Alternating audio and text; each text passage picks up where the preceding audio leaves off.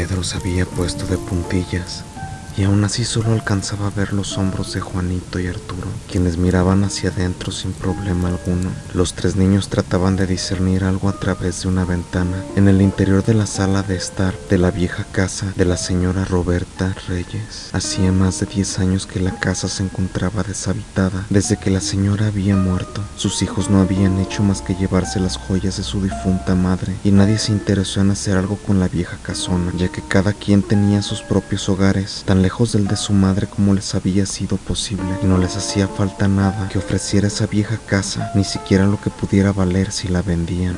La vieja Roberta vivía sola desde hacía más de 30 años antes de su muerte, que se produjo un día cualquiera sin importarle absolutamente a nadie. El único acompañante que había tenido desde que sus hijos la habían abandonado a merced de la vida y de la nada despreciable pensión de su fallecido esposo había sido un horrible gato negro de pelaje crispado. Sin embargo, el gato había terminado por abandonarla también, muerto envenenado a sus 13 años gatuno, tan viejo en relación como ella llegaría a ser, aunque esa vez no se dejaría tan fácilmente la vieja Roberta, pues inmediatamente después de su muerte mandó el cadáver de su odioso gato al mejor taxidermista para que lo disecara. Había puesto el cuerpo disecado del gato en el medio de una pequeña mesa de café en la sala de estar, que podía verse desde la ventana que daba a la calle. El siniestro gato fungía como un macabro acompañante perpetuo de la vieja Roberta Reyes, y como un incansable guardián de la casa. Roberta Reyes había muerto de un infarto fulminante durante la noche, que la despertó y la hizo retorcerse en su asquerosa senectud, hasta que el dolor la hizo desmayar y morir eventualmente por las inevitables consecuencias. Los hijos de Roberta habían tenido sus motivos para alejarse de su madre y dejarla en el olvido. Los vecinos de igual manera la rechazaban y la evitaban, pues a pesar de ser una anciana de casi 90 años al momento de su muerte, no aceptaba la ayuda de nadie e insultaba a todo aquel que se atreviera a cruzar miradas con ella, ni decirse de los niños, que le temían como al mismísimo demonio y que preferían dar por perdido todo juguete que por algún motivo cayera en su pórtico o incluso dentro de su propiedad.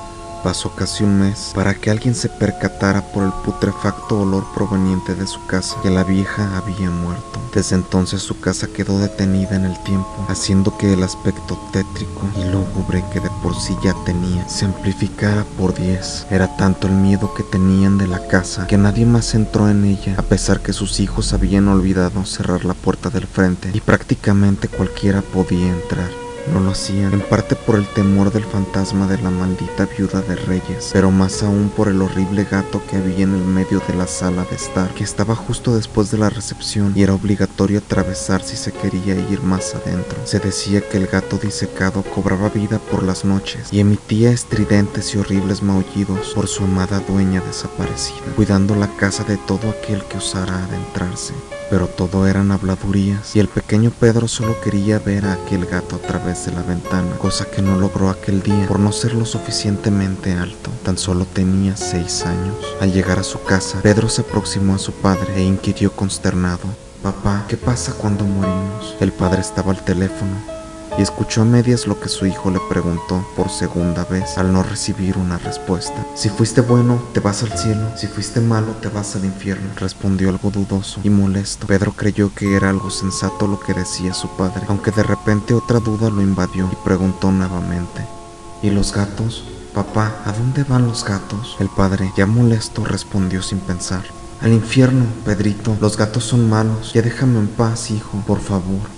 Pedro no podía dejar de pensar en la muerte y en si él iría al cielo o al infierno cuando muriera. Tampoco podía dejar de pensar en el gato de la vieja casona abandonada. Esa noche, después de cenar, Pedro había quedado con sus amigos para ir de nuevo a la casa de la vieja viuda de Reyes, para ver si era cierto que aquel gato cobraba vida por la noche. Cuando sus padres se durmieron, Pedro salió de su casa y se encontró con Juanito y Arturo en la esquina de la vieja casa abandonada. Ya juntos se acercaron con una linterna llevada por Arturo, que era el mayor, con 12 años. Arturo le había prometido a Pedro que esta vez lo alzaría para que pudiese ver bien. Se acercaron juntos, sumidos en una tenebrosa atmósfera, y de repente el tiempo parecía detenerse, incluso retroceder 40 años atrás, cuando la vieja Roberta Reyes se sentaba a la sala, con su horrible gato negro igualmente viejo en su regazo. Arturo, que había prometido alzar a Pedro, optó por acercar una caja que había encontrado para que subiera sobre ella. No era posible distinguir nada, a pesar pesar de la linterna, hasta que de repente los ojos de vidrio del gato reflejaron la luz e hicieron sobresaltarse a los chicos, que a pesar de eso seguían absortos en la escena.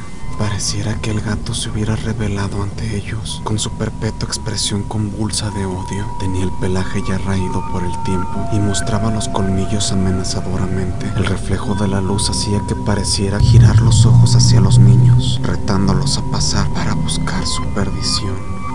De pronto sintieron algo detrás de ellos, y solo Arturo y Juan corrieron. Pedro no pudo correr y sintió como una mano cubría su boca y lo alzaban, llevándolo hacia el interior de la casa, mientras en la oscuridad 3 voces jóvenes reían inescrupulosamente.